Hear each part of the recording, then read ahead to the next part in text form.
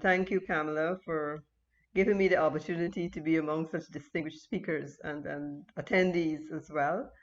I must say that, I got up this morning and thinking that how did I get myself into this position? Because I'm on a business trip. I don't normally do anything other than focus on where I am. But, Kamala called me a couple of few months ago, and we were having this conversation, and she was chatting with me because she hadn't heard from me in a while. And the conversation ended with me agreeing to do this presentation today. Nigel, I think that Kamala can sell ice to the Eskimo. It's difficult to say no to Kamala when Kamala asks you to do something. She does it in such a way that you're tricked into saying no, kind of. You don't realize you said no until after the fact. But I must say that, and I was talking to Kamala and mentioned before that my association with the CCGI has been from 2012, I think, when you actually started, and I have not been able prior to COVID to attend all of your courses. It cost me a lot even to come to do one course, but I did start. But then every time there is a course, I'm on a business trip and was not able to make those courses. But COVID came and it was a blessing in disguise because I was able to now attend more courses. And I must say that to all those persons who was on this call today, that my association with CCGI, and this is not a paid advertisement or anything, has been really good for my career. It has really positioned me to make the changes as a chair and as a board member of many companies to work towards ensuring governance and understanding the importance of governance and ensuring that those standards are actually implemented. So if you're not a member of CCGI, I think you should become a member of CCGI. They offer a lot. The regional speakers really give you something that is you're familiar with, but the global speakers help you to also localize some of those global events and happenings and help you to stay ahead of the game. So a combination of the local, I would say the regional as local, and global speakers has really given me that sense of knowing what is going on in the world out there and how can we employ that and localize that to our region. So thanks, Kamala, and thanks, CCGI, for being what you are. And of course, once Kamala got into the role of CEO, the engine took off. There's no turning back now. So thanks for having me. Let me just share my screen. Right, so in chatting with Kamala, she said, I couldn't talk about my Belize experience without actually saying something about Belize because Belize is still unknown to a lot of people, even Guyanese, as much as Guyana is unknown to Belizeans as well. So where the hell is Belize is a question that is asked a lot. I didn't coin that question.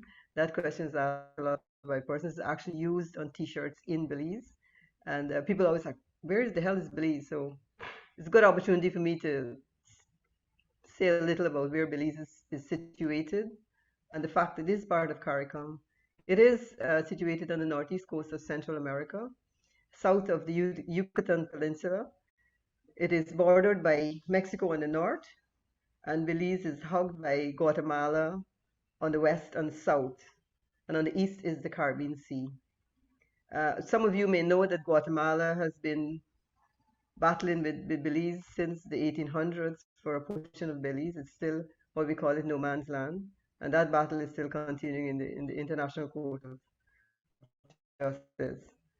So there's the Caribbean Sea on the east. Belize is a small country. A lot of people think Belize is an island as well. It is a country, and it's 8,867 square miles with a small population of 419,000. Most of the people live in Belize City.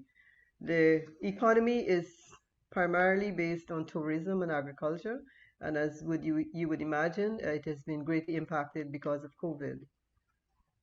The currency in Belize is Belize dollars, but $2 Belize is equal to $1 US, and I think this makes it very attractive for investors to come to Belize because of the currency, the value of the currency. I've never ever thought of devaluing this currency, and I think it's a good thing. And there are lots of branch offices here in Belize because I think the US dollar is very strong here. You can make some money. And so just a very brief introduction on Belize and how Belize became Belize. Belize was occupied by the Spanish in the 1700s, and they were back and forth with European settlers, early European settlers in the Bay of Honduras, really. In 1798, there was a battle called the Battle of St. George's Key, and the battle ensued, and the Spaniards they lost to the Europeans, and so Europeans settled in Belize, and it was named British Honduras. And that is the beginnings of Belize. They were called the Baymen, and the Baymen really was taking the mahogany, because Belize has a lot of mahogany. The wood was the attraction to Belize, mahogany wood, and they were actually cutting the wood and ferreting it away to Spain and all those places.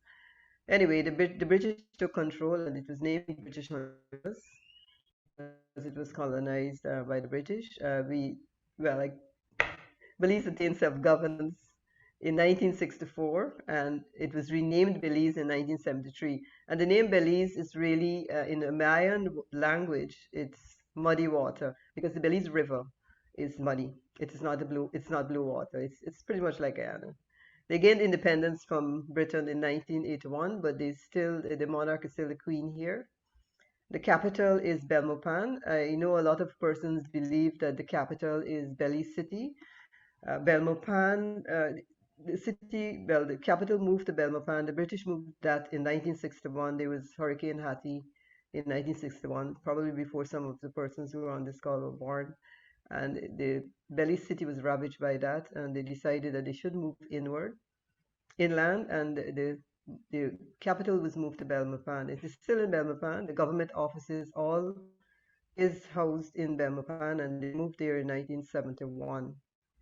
This is just a little snapshot of a breakdown in terms of the age in Belize. And I'm showing this because it was very interesting to me. I was doing some research in developing plans based on the various districts, and I wanted to get an idea of the ages of persons in Belize. I was very surprised to see that the majority of the population is between 0 and 44 years of age, and that was very surprising to me. And so my question, I always ask, where do all the retirees go? Well, they do. They're still alive, but they migrate to either Canada or the UK or the US when they retire, most people. And the flip side happens because when Americans retire, they come to the tropical climate.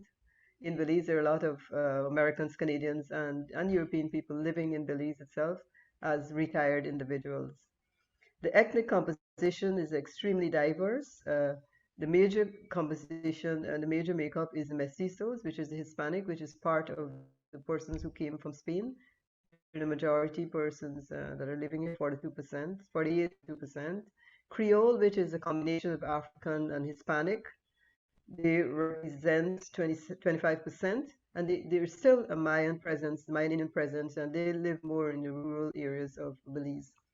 And there is the Garfuna, which is another area in Belize that we have. This is Africans and Carib Indians. And of course, the other is all the other nations that came to Belize. Yes, all the other nations that came, which is 10%. And these include a lot of people from Lebanon, as some of you would know, Musa, who is a former prime minister of Belize. He's from Lebanon. His son now has just been escalated to government to serve as a parliamentarian as well.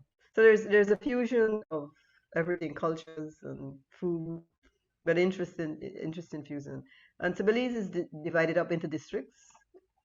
The Corizal area is near to Mexico, and you find that Orange Walk, Cayo, and Toledo are near to the Guatemala side of Belize. These little curly things that you see out here is the Keys of Belize. This is where the Caribbean Sea is, and there's the Keys. This is where we have really high-end resorts. It's really a very relaxing place to go there. Most of them don't have cars driving. You get around on bike or on a golf cart.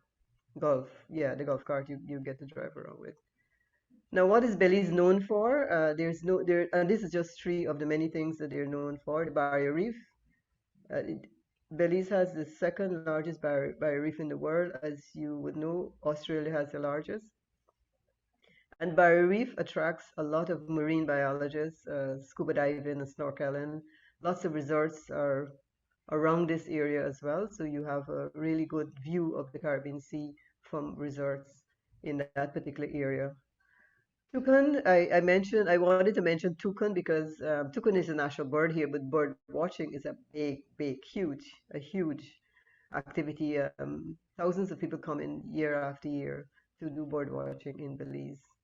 And one of the things that Belize is known for, based on its Mayan heritage, is the Mayan ruins. And I've shown here today the highest one, Zanantanish, the ruins of Zanantanish, which is 130 feet high. And you have to walk up all of these steps to get to the top. When you get to the top, you actually see parts of Guatemala from the top there. But you come down, it's kind of like a little trick because when you coming down, it's hard to get up. Coming down on the other side, there is a railing and steps, so you can hold on. There's no stairs or no railings going up, but when you're coming down, it's not so difficult. Going up is a bit difficult.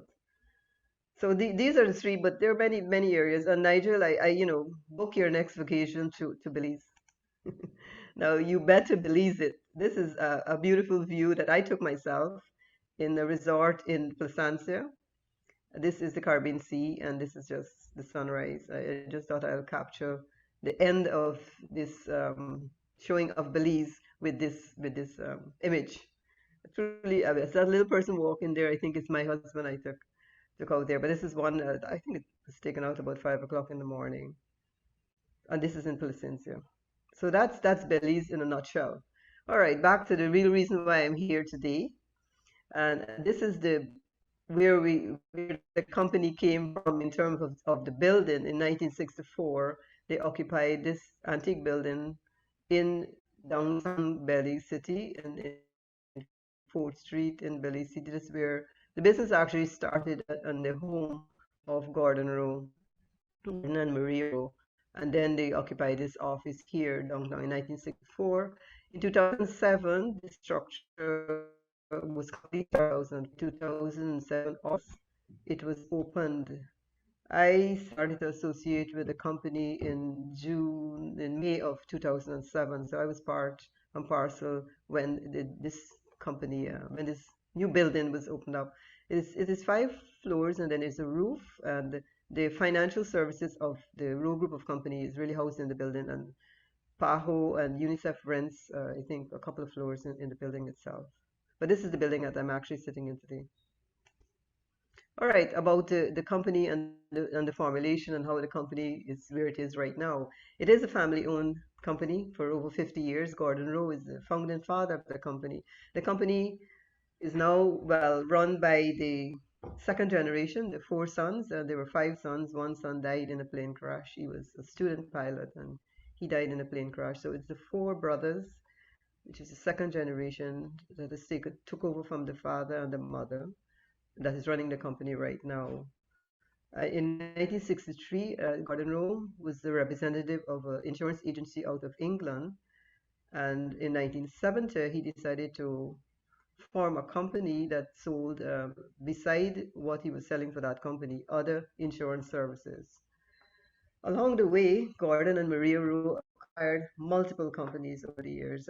They have probably about 16 companies now, but a trend that I saw in chatting with the brothers is the whole point of if a company is failing, they bought that company and brought it back to profitability. So they would get, I guess, good deals and buy failing companies, and they bring them back to profitability. And then they dispose of them sometimes if they realize that it is not making the kind of profit they expect to make. So the interest lies some hotels. They own about 4 hotels. The hotel that I stay at in Belize City is owned by them. They own a nature resort called Hidden Valley. They buy and distribute items. There's also the financial services, which is the insurance aspect of it. They own a farm as well. Multiple companies that are owned. But if you want to know or read more about the Roe Group, you can always visit their website. There's a good chronological history of the growth of the Roe Group of company. G.A. Roe and Sons Holding Company, they decided to establish a holding company in 1975. And in 2001, and I'm moving quickly here because there's a lot of things that happened between 1960 2003 and 2001. The insurance company was renamed F&G Insurance Company as a brand. In 2005, F&G Insurance Company merged with Regent Insurance Company. And so a new brand evolved, which is RF&G. And most persons would ask me what does the acronym stand for, but it is in fact Regent Fire and General Insurance Company. However, Regent Insurance Company had a small portfolio of general business, which is property insurance, motor insurance. But a major portion of that business was in fact life insurance and personal accident insurance.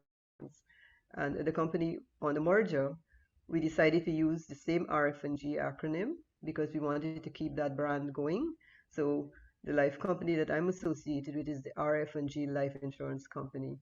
So it doesn't, I mean, it doesn't represent it. Yes, it's a brand. The acronym is just really a brand. And like I mentioned, it is run by the four brothers of the company. We're going on to the third generation now. All right, just to give you a little glimpse of the structure of the company, there is the holding company, which is GR Roe and Sons, and the major shares are held by the four brothers in the company. In the subsidiary companies, they've made a conscious decision many years ago to have non-family members run those companies. It started off with family members being the CEOs, managing directors, or general managers of the company. But many years ago, I believe Gordon Roe brought in a consultant and he advised them to have uh, experts, in the fields run the company, but the family members chair the company. So all the companies are independently run by people not being family members. They're either managing directors or general managers, and the family members chair the companies, except of course the life company. So RF&G Life Company is a wholly owned subsidiary of the Roe Group of Company. We do have an independent managing director who was recently appointed because our prior managing director, who came from Jamaica, retired, and a young guy who is actually a couple of subjects away from becoming a full-time actuary. He is now the managing director of the company. And for the first time in the history of the company, they appointed a non-family chair, which is myself, in 2018, to chair the life company. So they've stepped out again, out of the box, and appointed a non-family member as chair to the company. But the family members do serve as directors and as family council members on the board of directors. The board of directors over the years, even from Gordon Roe's time, was carefully selected from across the world. Belize is limited in terms of the skill set, and they wanted, again, based on discussions with consultants from overseas, they wanted the expertise, the global expertise, to be able to grow their company. So most of the directors are actually foreign, they live abroad, including myself. It is diverse skill set, but carefully selected by the family members to serve on the board. We do have corporate governance framework, which we aligned all of what we do. And this is one of the things that I kind of brought from CCGI. And there's subcommittees, audit committee, risk committee, and investment committee. This is the life company I'm talking about now. And these committees meet, they meet quarterly, and we have minutes and all of that. There is a group HR because it made sense not to have every company have their own independent HR. There's a group HR, group marketing, group IT, group internal audit, and a group company secretary as well. The company secretary I encouraged, and she was very happy to attend a session. I think it was last year she attended a session, but I'm trying to get her to do the 4 sessions in corporate governance because she's happy and excited. She was gushing at our board meeting in terms of what she learned and what she's able to employ in her own role as company secretary. The RF&G Life Company, we have a board of directors. We have 8 directors. One of the directors is one of the family members. It's actually the son, the third generation, because his father stepped off, retired, and he took over that role. Uh, the regulations in Belize, the Insurance Act in Belize, require not more than one family member. I guess it's to ensure the independence of thought. And so the 7 other directors are from all over the world. We have 2 from England, one from El Salvador who resides in U.S., Miami, We have a Canadian who lives between Belize, Canada, and the US. Myself from Guyana. We have a Jamaican who resides in Belize itself. And yes, that's about it. And we all, well, except for the one who's living in Belize from Jamaica, we're all persons from outside of Belize, carefully selected, as I mentioned before. And this is something that was started by Gordon Roe because two of the directors who sit on RF&G Life's board were youngsters and knew Gordon Roe and was associated with the Roe group way back, way back. So they're very they know the history of the Roe group. They know the brothers very well. They know the psyche of the brothers very well as well.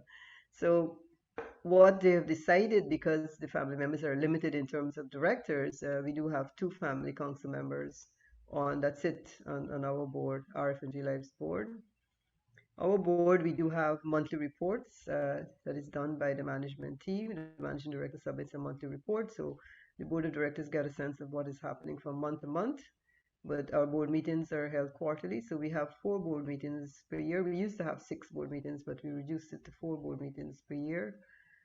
And everybody has to come to Belize. I always tell them, we can do this by Zoom. No, you have to come to Belize because there is a social engagement as well that they want. I mean, they really look at this thing as a family. Even if you're working with them, they see you as one of their family as well. So the quarterly board meetings happen. We have been meeting by Zoom so far, but we are hoping to meet in November because we have to have our strat meeting and we want to meet in person for strategic planning meeting. The subcommittees meet as well quarterly, and that is adhered to strictly. We have, like I mentioned, we do have minutes. Now, our board meetings are, we know way in advance, 1 year in advance. Once we sit at the board meeting, the first thing we do before we start the board meeting is set the date for the next board meeting in that quarter of the next year. So I would know by the end of this year all the dates for the board meeting and subcommittee meetings for the next year. So everyone can plan their schedule. And this is because directors, are involved in other activities as well. So we want to make sure the directors can actually attend meetings when we do have meetings. Very little time, or not very often we have any change. I don't think I've ever experienced us having to change the date of a board meeting. I did mention we have a group company secretary. Some of the directors, including myself, also serve on the holding company and get an understanding of what is happening in the other parts of the company, of the Roe group as well. And at our board meeting, we do have reports that are tabled, and these reports, I usually have to do a quarterly report as a chair, which is really a snapshot of what happened and what we project for the next quarter. And also what I do, I also have, I'm a very demanding chair. I also have what I call, my finger on the pulse and some things under the radar that I keep an eye on all the time and report on to the board. Some strategic things that the company needs to keep an eye on and have an oversight with. The management reports, they do a report, and the managing director presents his report, not the whole report, but certainly highlight the key areas of his report at the board meeting. And each subcommittee head also makes a report. So this board meeting, I mean, I don't really have, it's an easy board meeting for me because we do have subject matter experts and they head the committees. And I've kind of divided the labor. We have people who are, and this to me works well because you get everybody engaged in their particular area of expertise. So we have people whose big experience in investment, in finance, in risk management, in insurance. And so I've assigned them to committees that they can utilize their skills. And that is working very well for me because I am not heavy in investment. So I get that backup from that person who is the expert in investment. But I attend all the subcommittee meetings when I have the time. We do include strategy as part of our discussion on the agenda, which sometimes I have to fight to make sure that we get because we can get sidetracked at the meeting.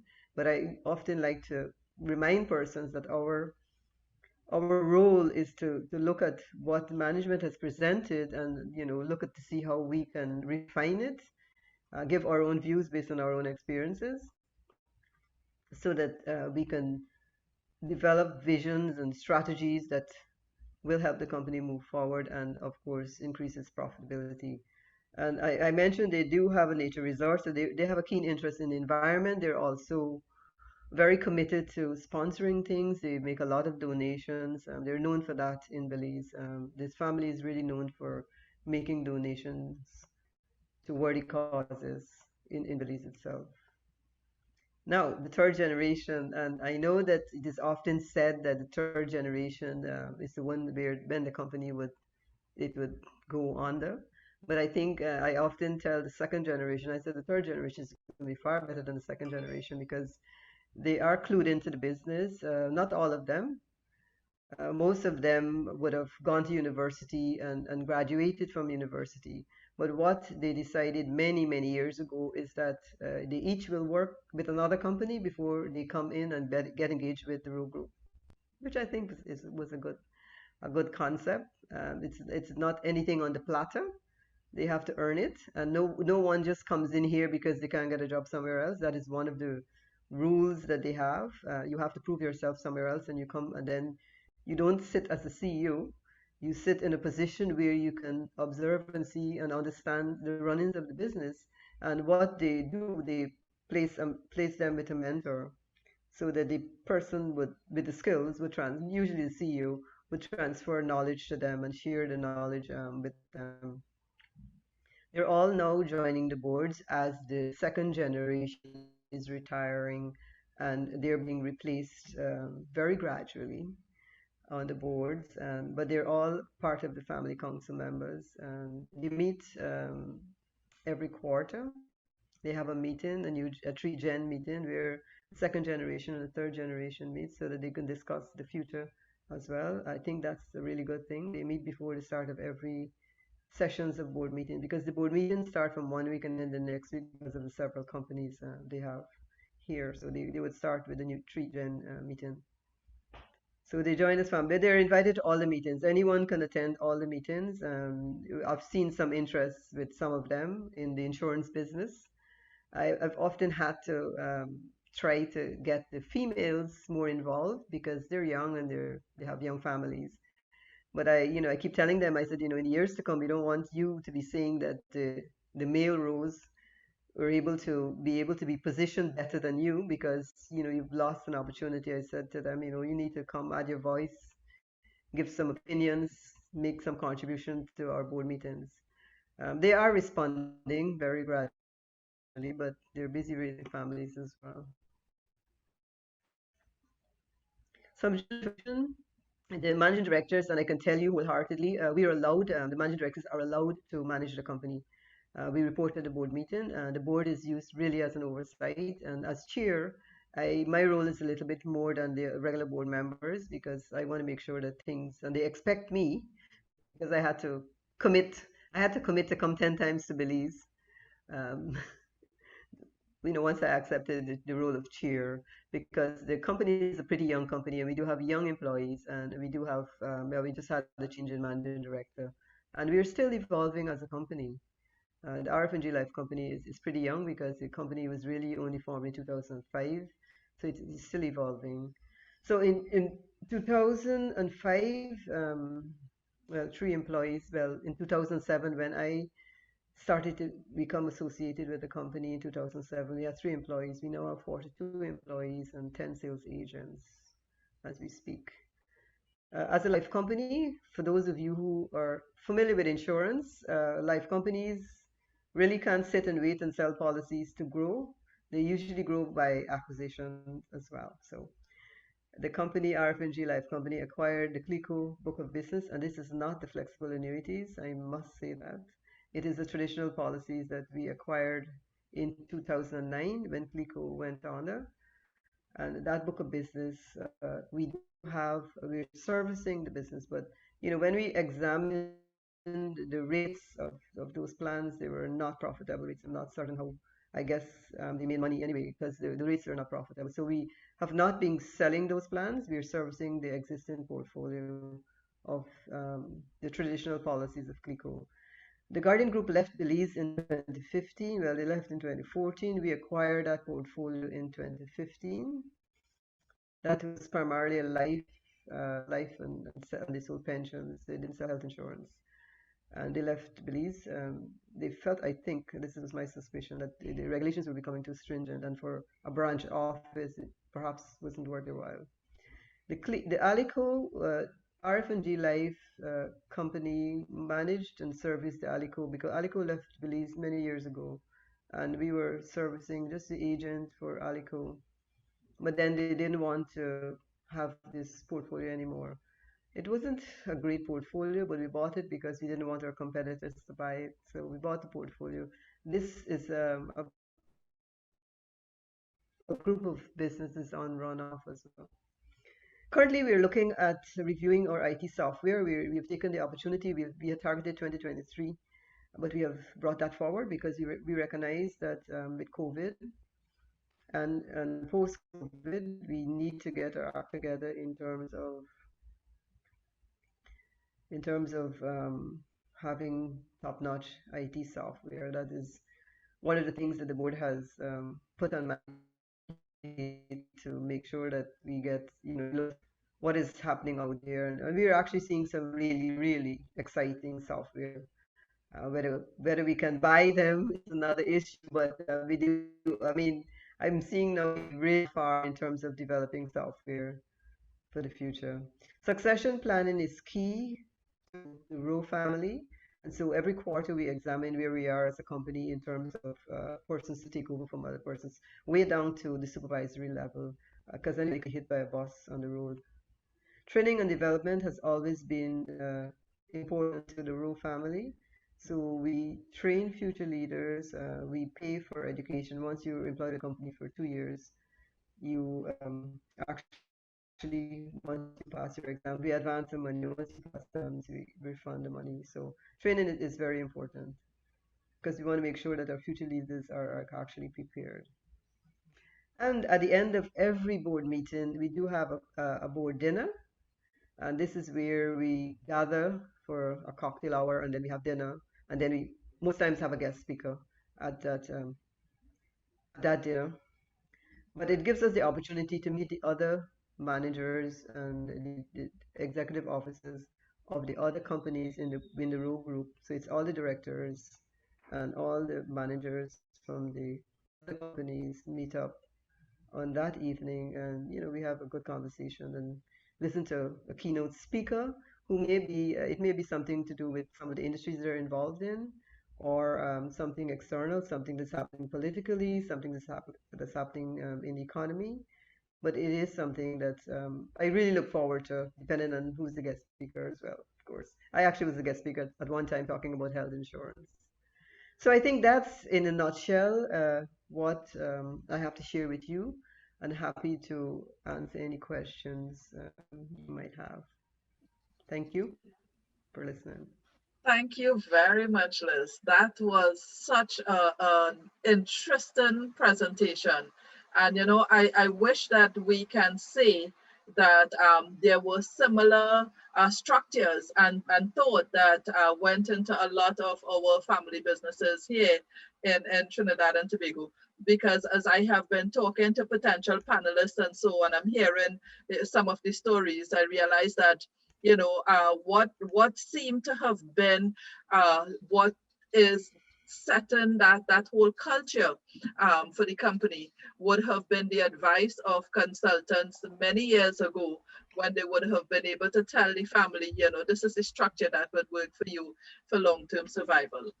But so I want to invite everyone now, if you have any questions for Liz, you either can put it in the chat, or if you want to raise your hands, that's fine. But Liz, I want to ask a particular question. I see Ria has a question. So Ria, I'll give you preference. I have a question, but I'll allow yours first. Ria is asking, what is the role of the board in leadership succession planning in the company? All right, that is something that the board, because you're from overseas, when we come in, we tend to meet, and I know a lot of family-owned companies don't like board members to meet with their executives. But we allow that for the very reason, because we want to identify, we want to have a chit chat with persons to see and get a feel of who we have working with us, And I think it has served us well because I know some of the persons on, in the other row group and some of even the family members were thinking that when this managing director retires, we will have to bring in somebody from outside again. And because we were able to meet and chat with persons, I think that that has helped a lot. And I don't know why some family members fear if a director speaks to an executive that they will be like they're spying on them or something. But I think it has worked very well for us, and that has allowed us to identify persons who we can see they can move up, and we've sent them on extensive training as well. And I mean, we do have a very, very, very low turnover of team members in the row group. When you come to select your stock, you don't go anywhere. Yes, I hope I was able to answer a question. Yes. Okay. So I want to and Ria is saying yes, that's Ria Mankey Sukram. Um, Liz, I want to ask you. So you told us that really it's four brothers who um, who would have inherited from the founder and who are responsible for a lot of what goes on. So can you tell us a little bit about how they will manage family conflict? Like, do you see that happening, and how does it impact? Oh well, just like any other company where you have people with different views, different personalities. The brothers have different personalities, and one brother, Brian, who is the one that I knew, and that's what got me to Belize. And probably I should mention how I got to Belize. This was quite an interesting story. And yeah, they do have, you were sitting in the boardroom sometimes, and there's open arguments, storming out of the boardroom, clashing of hands on the board table, much to our sometimes embarrassment. But I find that, the persons, there are two board members who have known the father, who have seen these brothers grow up, and who act as mediators at times. And I remember telling the oldest brother, and I said to him, I said, Brian, I don't really understand. You guys bashed out in the boardroom, and we were at dinner or at cocktails tonight, and you were clicking glasses together. He said, Liz, let me tell you something. We have signed a pact. What happens in the boardroom stays in the boardroom. We don't take it out of the boardroom. So because I'm like I'm always puzzled because we've just had a big argument. One stormed out and upset, didn't get his way, and you're there. He said yes because we're brothers and we respect that. And what's in the boardroom stays in the boardroom. But we do have these two directors who act as mediators, and they've said to me, said Liz, you've really put everybody in their place because no more arguments are happening. I said, because it was Brian who was the chairman of this company, and sometimes he gets sidetracked and gets engaged, and I think for valid reasons because Brian moved away from Belize very early, and he lived in the States with his family, but he came back very often. So he would come back with these first world at the IDs. And the local brothers, the brothers who were here, it was like, what you coming back? We can't do that in Belize. Belize is a small place. You can't bring those kinds of ideas here. So there was always a battle between that. But they're true brothers, I can tell you that. If anything goes wrong with any, they would fly to the end of the earth to get it. But we do have mediation.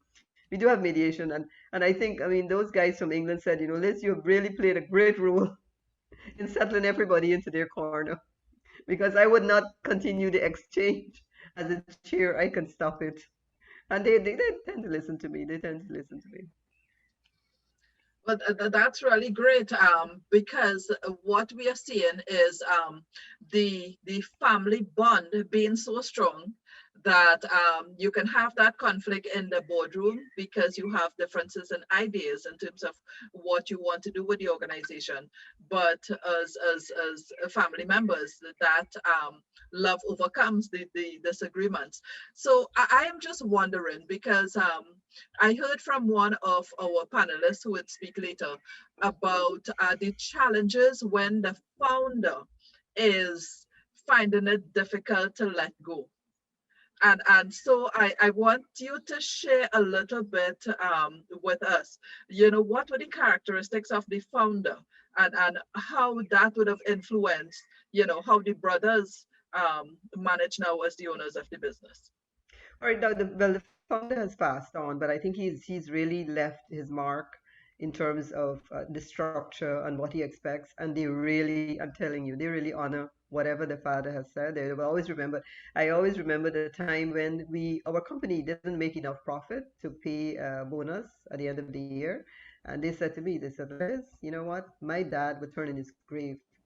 We have to pay them. It's Christmas. People expect to get something, and we need to pay them. Whatever, we got to get it from somewhere. We got to pay them something. So I think that, and I understand what you're saying because I have been associated with other family-owned companies, and I've seen the founders not giving up, not giving up. I mean, Brian is the oldest brother, and he graciously retired, and that's when I took over as the chair. As a matter of fact, he told me privately, he said, Liz, my son wanted to be the chair, but I told him, no, you're not ready yet. The only person I can hand this over to is Liz. And so, but my take was that because the brothers were always had this difficulty with him coming in with his first world ideas, I told the brothers, I said, I expect Brian to sit on the board as a council member. I really respect his presence and his thought process. And they agreed because they wanted, he's retired, he should go, he should go, he should go. I'm like, no, that's the condition I'm going to come on as chair, that he remains on the board. So I'm seeing the gradually the gradual release. Brian has gone. I understand that the second brother is about to retire because they've appointed a CEO of the Roe Group. There's a CEO of the Roe Group. They've just appointed an operations manager, so they've divided up that role. So I can see him moving off as well. And another brother is already retired. He's retired, not doing so well health-wise. But yes, but they are giving up. They're giving up. The two younger brothers, I'm not certain how long they will stay. But their children are involved in a very deep way. So I think that once they're comfortable, that their kids can, now take over the mantle.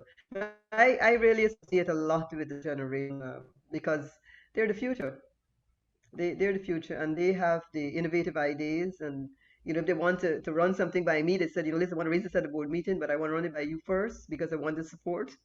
And so I'm like, yes, I look at it, I run it by some other directors. So when we come to board meeting, there's no fight because some of the older brothers also would want to challenge the younger ones. Yes, they do challenge, but in the end they come around once you can justify your case and they share it with somebody who can also speak on their behalf. They're happy. Mhm. Okay, but before we go on to the third generation, though, I want to still come back to the founder a little bit more. You mentioned during the presentation that the structure was really based on an advice from an external consultant. So it would mean that the founder had that particular characteristic of being open to ideas, and that kind of suggestion. Are you aware of that particular history in any more detail to tell us, like, was the external consultant someone from Belize? Was it, someone who possibly the founder knew because they were at university together, or any information that would help us to know how we can help our founders be able to develop that kind of mindset as well? All right, because he initially started with an insurance agency representing a company in UK, so he had a lot of UK connections. So most of his consultants came out of the UK, came out of people that he would have associated with in some way, or persons who would have referred them to him. So he did have his lines out there because of his association with the UK, but all of them were outside of Belize, and that's why I think the brothers has really followed that same footpath, where most, well, if not all of the directors come from overseas, especially for the financial services, because the expertise in Belize is kind of limited in many ways. Not bashing Belize, but they do, like I said, the population, the majority of the population is between a very low age. I mean, I was surprised with that. But yes, they do. It's independent consultants, and the brothers have brought in a team of trainers out of the US as well to identify and to run. We call it the Purple Jackets leadership training, where the persons, yeah, they actually qualify and they get a purple jacket. And it was a team, a husband and wife team out of the US who came in and, was here for an extended period. They eventually migrated to Belize. Yeah, eventually. Sounds interesting. We have to watch Nigel and make sure if he does make that trip to Belize that he doesn't love the It is country so possible. much. Yes. All right. So, okay, that Yeah. certainly helps clarify in our mind why it is that the founder of this organization had that kind of very broad mindset to be able to bring in these external ideas that would have helped to build the company. So then, of course, as you mentioned, the second generation, which would be the four brothers, who would have been brought up in that value system, that they would have, one, been able to honor their father, but two, believe so much in the system that he developed that they themselves also moved to embracing independent external advisors who would be assisting the company. So now let's talk about that third generation. And just before I go to the third generation, I'm seeing another question from Ria. And Ria Manki Sukram is asking, how would you suggest the international practices or the first world ideas be modified to fit our Caribbean culture? Well, like I mentioned at the beginning, the global speakers bring a global perspective, and those perspectives can actually be localized. You obviously all of it wouldn't work. All of what is happening in the first world wouldn't work because of different cultures and all different way of doing business in the Caribbean. But I think that it can be easily localized, but you have to select what you think can apply here because I've seen the difficulty in Belize itself of trying to implant a first world idea into Belize that just can't work. So you will have to select, you have to be very selective based on the culture and what obtains in Belize to be able to bring in some first world ideas and be able to, include it as part of the Caribbean because you can bring in an idea, but if somebody doesn't buy into that idea, nothing will be implemented. Nothing will come out of it. You can spend a lot of money bringing in first world ideas, and you can put it in, but if the persons don't see the connection, I don't think that it can actually work. So you have to be very selective with what you try to implement in the Caribbean in terms of bringing ideas from the developed world. My internet is unstable. I'm seeing that message coming up. Yeah, bringing ideas from the international world is really good, but we have to be selective with what we implement because remember, you are dealing with persons of a different culture, a different structure, a different organizational setup.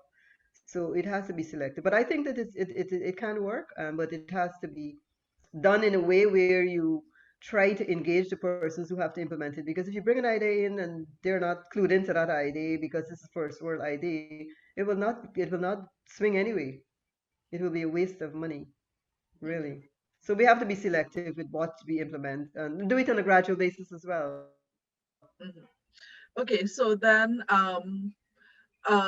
it's really exposing ourselves first of all to knowing what those first world ideas are, and then having the competence to be able to identify what can work and how we can adapt it. So the constant learning therefore is an important part of, and to be honest, I think I I will extend Ria's question into saying we have a challenge with execution sometimes. You know, lots of people, great ideas, but the execution of it is where we often fall short. And so we get trapped in the status quo of the way things are because nobody really has the energy or the great desire to do what it takes to make that change. So Les, I want to now kind of go back to what Yeah, Nigel yeah. started the session with. Sorry, go ahead. Did you want to make a comment? Okay, I think your internet might have stalled there a second again. I'm hoping that you are hearing me. So in the interim, I would phrase my question. Or first, I should just invite persons who are on the chat If you have any questions, don't be shy. Let's grill this, because I don't know if I would be successful in getting her to do this first soon again, because she has so many commitments. Um, but I'm so happy that she's willing to share. Liz, I want to ask you this question based on the comments from Nigel this morning. He was saying that when you don't have stress, and he was quoting something he said that he read this morning, then there isn't that great opportunity and desire for the innovation and creativity. And usually the third generation, they grow up with a life of ease and no stress, because their grandparents before them would have gone through what it took, to start a company, and then their parents who will grow them up in luxury. So how is it with this third generation that you have? Would you say that uh, they're having it easy? That's a great question, and I'm glad you asked that question because this is a very unusual family because they have family values and they have shared those values with us because we try to use some of those values as we operate the various companies. But they have not. I wouldn't say that their children are elitists. They don't behave like elitists. As a matter of fact, I can tell you when I met Brian, I never knew that they were the second richest family in Belize, or almost the first, really. It's only when I got to Belize. And this is Brian. I met him in 1996. Casual conversation. Met him in the CEO's office because he was in Guyana and he was trying to convince us to buy or to sell an international product that he was the agent for out of Miami. And I had a very brief encounter with him because at that time we were implementing health insurance in Guyana, and I said, I don't think it's the right time. It's very expensive. We have to see what we can do locally first in Guyana and the Caribbean, and then we will go to that. And Brian would always say to me, Liz, you came into that room and you you basically shut me down. And he said, because my husband works with another insurance company at that time, he was working with another insurance company in Guyana. He said, and when I went and I met Howard, he was so nice and he was such a lovely person. But when I met you, you shut me down.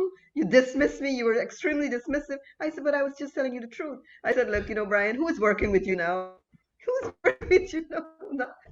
It's me. But he said, I made an impression on him and I never met him. 10 years later, he called me. I had never met him again, but he would come to the company. And this is my just little thing of how I got to Belize. He would come to the company while I'm on business trip. So I never met him, but he said he always would find out how is Liz doing, where is she now in the organization, and all of that. So when he bought this company in 2007, and well, 2005, but he called me in 2005. He said, Liz, I'm looking for a consultant, or I'm looking for somebody to manage this company. I said, no, I was doing my master's degree. So I'm like, no, no, no, I can't. Call me in another year or so. And he did call me. He called me the day after I resigned. So it wasn't it just like I'm like, Brian, you know something? You heard something? But you know what? This funny thing is I couldn't even remember what he looked like. Because when I came to Belize and I had to meet him here, I said, I have to admit to you, I can't remember what you look like. He said, I remember you. I'll sit by the bar with a flower in my ears. But yes, but what I found is that they have never, and they're very, and it's only when I came here then I realized that, hey, wait a minute, he's the head of a conglomerate.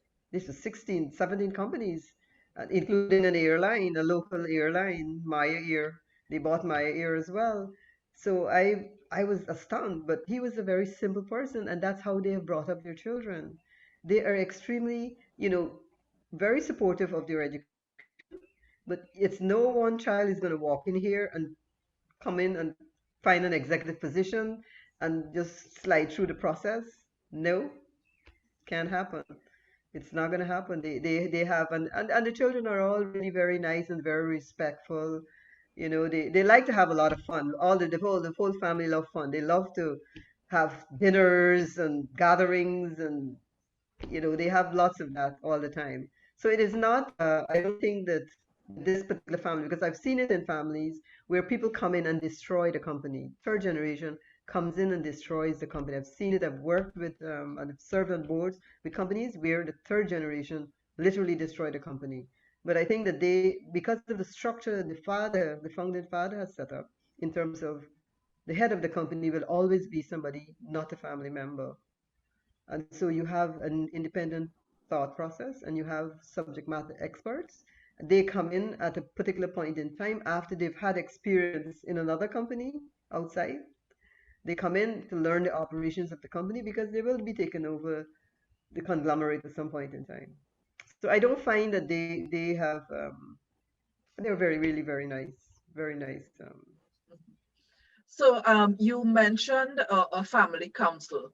So can you share with us a little bit how that family council operates? You know, how that flows in the whole structure of the governance? Well, they too have an independent person at their meetings as well, the family council meetings. They do have an independent person at that meeting as well, helping to guide the process. Because there will be argument, there will be disagreements, because it's the family members that all have different personality. But yes, they do have that structure, and I think that it helps a lot. And what I think is very important, and I think as family council, the council is that it's preparing them for the next years to come, and that's extremely important because they get to add their voice. That is when the young ones get to add their voice as to how they could see or how they could make a difference or come up with ideas, and that is taken to the boards, through the family council because they sit on the boards as well and they come and they discuss it with us as well. So I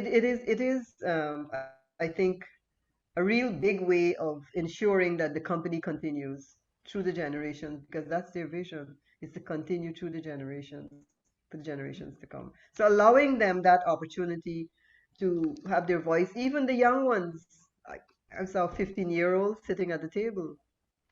So I'm thinking, wow, they're bringing in them. They would come to, if we have big strategy meetings, they would come and they have them sit at the strategy meetings as well. As young as they were, some of them were 6-year-olds and they were seen running around the place. They're coming in and sitting at the strategy. Yeah, so they do have, I mean, that family council's strength, I think, is working very well. And I think families can actually use it because they get ideas early and they could also see who's interested in this business. The brothers get to see who's really interested in this business because they have some of them who live outside of Belize and have no intentions of coming back to Belize. Quite a few of them live in England because they went to study in England and they stayed in England. And they're working in other industries in England, not necessarily insurance. Some of them are working in insurance in England, but they're working in other industries. So the family council idea is I think, is very useful for longevity and for continuity of the company. And of course, it helps the seamless transition to the next. That's the most important thing. That moving from one generation to the next. Mm-hmm. You know, the first time I heard of a family council was from Dr. Annette Rahal when she presented for Uh, us last year for family-owned businesses. Because this is a very new area for me, you know, so the learning has been so great. But I just would like to have an idea. So family council meetings held how often? Where are they held? And how you mentioned that usually one there's an independent person who is present as well, because I would imagine that family conflict um, is one of the things that could very easily play out in family council meetings.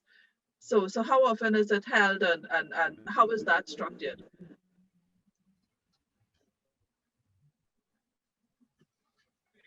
all right, it's held every quarter. Every quarter, it's held just when we're having board meetings. Every quarter, we call it the three gen meeting. They meet every quarter, and the whole purpose of meeting is one. They do have a private meeting, but they bring in the independent advisor at some point in time. But it is really to discuss the chairman of the group, which they just changed to a non-family member, but he sits in that meeting as well now. It was one of the brothers, but who about three guys, he handed it over to another person who was associated with the father. I mean, he said to me, "Liz, I'm going to be here for a long time because we need to look at all of what is happening in the operations of all the businesses. So they look at all the finances, they look at the businesses that are not a going concern. They discuss with those family members whether they think that they should continue with it. Of course, they would have ones who feel that they should continue. Some of them who are passionate or who have sentimental attachments to some companies because they do let go of companies too. They do decide that this company is not profitable anymore and they let go of that. So, it discusses everything to do with the business as well as their personal lives, as well as where do they want to fit into this company and the next generation as well. And they have children coming up now. So that would be the Yes. fourth generation. Okay, okay. And I know you did mention during your presentation as well that the younger females, you have also Yeah. been actively encouraging them um, as they simultaneously bring up that fourth generation to be involved. So Hmm. is it that all of them would attend the family council meetings, or how do you try to engage them? And and so those family council meetings are held just before a board meetings if it's every quarter. Hmm. Yep. It's held right in the company here. Well, when we meet face to face, they're meeting on Zoom right now, but it's held in the holding company's boardroom. And everybody is invited to that meeting. Most of them attend that meeting because I think everybody realizes that they have a stake in the business as well, and a lot of them are in fact engaged at that meeting. But it is the individual companies that I'm trying to, two of them said to me, Liz, you have to mentor me because you can get these people to do anything. I don't think I can get them to do. So I've been really, trying to get them. I mean, they're young mothers, and I understand the importance of being a mother and tending to your family. But I told them, I said, you have to. You don't want. I said, I don't want in years to come when one of your cousins get catapulted or given an important role, and you feel because they're starting to say that they said, well, this I don't know how you come to this board because they think that the brothers don't like female things. So I really don't think so. What you Okay, so I did have a message from someone directly that to all right, let's just give me 1 second. I just wanted to share for persons who may be you're wondering. frozen. Yes, Liz's internet from Belize is not very stable, so that is why you would find from time to time that you're not hearing her clearly. So it's not your internet. You do not need to log Yeah. out to come back into the room or anything like that. We just persevere because the learnings, from listening to Liz is so rich that it is worth us having the patience to allow her to repeat what we may have missed because of the quality of internet connection. Okay, so Liz, if you are hearing me clearly, we were on that point of how do we mentor Yes, the I'm hearing you. females. Yes, because well, it's certainly, in fact, the CCGI will be joining with 5 other governance institutes around the world to have a conference on women in governance. And so the role of our females and how do we ensure that we have them actively involved, but not to the point where um, they feel that they're not able to perform their functions as wives and mothers and nurture that next generation, which is critical as well. But how do we ensure that they continue to be a part? And that's what you were sharing with us, how you have been able to encourage them, attend meetings, be aware, keep up. Yes, right. Yeah. So I want to ask you though, Liz, did you have any challenges with any of the brothers accepting you as a female coming in this company and serving in the roles that you have done? I know you had said initially you would have started as a consultant. So no doubt you would have been able to win some respect on the basis of the competence that you would have brought it. But did you have any issues as a female in being able to get that respect and ability to be able to influence and advise in the boardroom and the family members? All right, now a little correction there. I actually joined when Brian communicated with me. He wanted me to join as a consultant as well as a director. So I joined both. I was a consultant and a director at the same time. Conflicted, but the company was now growing and they needed my expertise. I wouldn't come to live in Belize, so they wanted to make sure that I was properly remunerated for my expertise. So yeah, I joined as well as the director. It's strange, but that is how it was back then. I mean, I'm the chair now, so that's different. But I did have, I mean, I suspected that the because the first board meeting I attended when the Regent Insurance Company was the last board meeting for that Regent Insurance Company, and there was a Belizean guy, and he was upset that that they brought somebody from Guyana, like female too. He wasn't a brother, but he partly owned the Regent Insurance Company, and he was carrying on at a rate, but he brought her here. She doesn't know Belize and those things. So I just smiled because I thought I'm not going to even respond to him because he's history. He's leaving. This is his last board meeting, so I don't really need to respond to him. I don't need to justify anything to him. But two of the brothers defended the position and they said that, well, Liz, we brought her in because of her expertise. She has been dealing in small economies, which similar to Belize, and we think that she can bring something to the table here because of my own experience in insurance, my long experience in insurance. But I think that yes, there was one brother who, when we were introducing an ID, which involved one of from some of the members of his team, and he didn't like that, and he was like, "Oh well, go find your own staff and all of that." But I think he got over that. But I always felt a little lonely because I was the only female on the board, which is this happens in most boards that I serve. I am usually one female. I don't know on the board. And, I never felt threatened in any way because I knew my worth, and I would speak out when it is necessary to speak out, and don't fight unnecessary battles. Don't pick things that are not really worth fighting for. And I think they respect me for that because they know that they will get an honest truth out of me. Because there are times when one of the brothers would, the one that I am closest to, he would come up with an idea that doesn't make sense, and then I would say, Brian, that doesn't really make any sense. Let's close shut that down. That don't really make any sense. All right. Yeah. So I mean, they do have, and to know that because I never believed that they would have. Well, I never pictured myself being chair of the company. And I work for other companies as Okay. well. So I didn't think that would ever happen. Yes. So when Brian said to me one night, he's like, Liz, I'm going to recommend you. I said, your brothers is not going to, they're not going to first family member. And the next day he said, yes, I did it. He said, okay, well, that's really Okay. accept the fact that one that a non-family member. But I think the guys from England also underscore the importance of having somebody with the experience that I've had Mhm.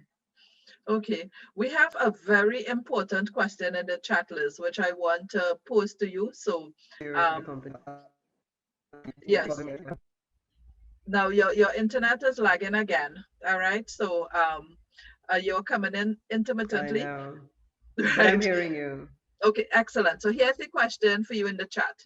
So, in your experience, how is compensation determined for the family members? Equal for all based on position? How is it determined? Because this can be a huge area of conflict. To be honest, I don't know. I can't answer that question.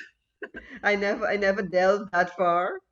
I know that the brothers, I can tell you that the brothers, based on the meetings that I've attended, the brothers they have a whole interest and they get returns and profits based on their interests.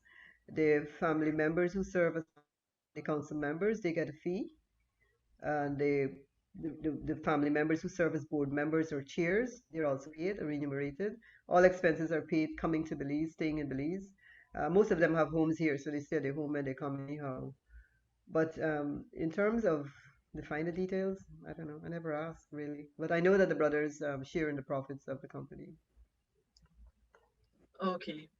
All right, yes. It would be useful. I don't know if they would share the information, but certainly I would love to invite one of them, Liz, if they would come and share, from the family perspective, how they've been able to develop this culture and how they've been able to grow this business, into a conglomerate that's um, really so impactful in Belize, you know. Um, so if we have no other questions in the chat, it is 12:25, so we'd be Yes. wrapping up. This I know Liz is anxious to go on to her meetings with her managing director and other senior staff. I have found this to be absolutely fascinating. It's almost like it's almost like a movie experience to hear of a family that is so um, well grounded, a value system that we can't help but admire and see how that then plays itself out in the corporate world where they are able to share of their experience and set the kinds of systems in place where in an emotional moment you don't make a different decision because there's a structure to guide that whole decision making process, and it certainly seemed to be working out really well for them. And I really wish we could find a way to help uh, share that model and develop that whole concept. I know. Yes. So because as you said, Liz, some of your other experiences on family Oh, boards. it's not very good.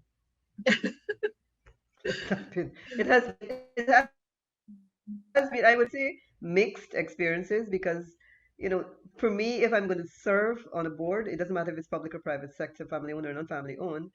I want to be sure that we have some kind of structure. I cannot operate if there's no structure, not doing a budget, it's like, really? How you can run a company, you don't have a budget, you don't even do strat planning and those kinds of things, and you keep board meetings, cancel board meetings, and you don't have minutes of the meetings. Like, couldn't do that for too long. Right. And so sometimes, even though I know the family very well, I'm very close to the family, I would have to walk away because I couldn't see myself being part of that act. And I call it an act down the drain at some point in time. All right, but thank you so much for having me. I trust that I was able to share some news and some information on family-owned businesses, and that they do have challenges. Every family would have challenges, but I think it defines you is how you respond to those challenges will define you as a family and your companies as well. So thank you, Thank you very thank you for much. having me. Yes, thank you very much, Les, on behalf of CCGI and on my personal behalf. I am so appreciative of all that you have done to prepare and to share with us this morning. I will tell you, I love that little intro on Belize. I learned a lot from that as well. I'll certainly include that in my list of destinations that I will want to visit sometime in the future. And, I know you're not going to be able to stay with us for today because you have your meetings and all that, but thank you so much for being part of the CCGI family as well. And we look forward to having you join us for the sessions as well in the future. Okay, so thank you all who are in the Thanks, room today. Uh, Caroline. Thank you. okay, Liz, bye. Let me just tell our participants that for those of you who are joining us today for the first time, each session has a different link, and therefore we will need to exist out of this room at the end of the session, and the link is the very next one on your agenda. The room will be opened by Christy so that you can join immediately after we close this room. Make sure you are settled in, then you can take a short break because it's 12:30 now. Our first panel this afternoon will begin at 1 p.m. And that panel, of course, is going to be looking at um, the role of external directors in family-owned businesses. And we have Dr. Rollin Bertrand and Mr. David O'Brien. Not sure if he got back into the room with us as yet, but certainly he will be there after lunch at 1 o'clock, and our moderator is Mr. Suraj Raghunath. So have a good break, everyone, but make sure you join into the next link, see that you are settled, and then we continue with today. Thank you all.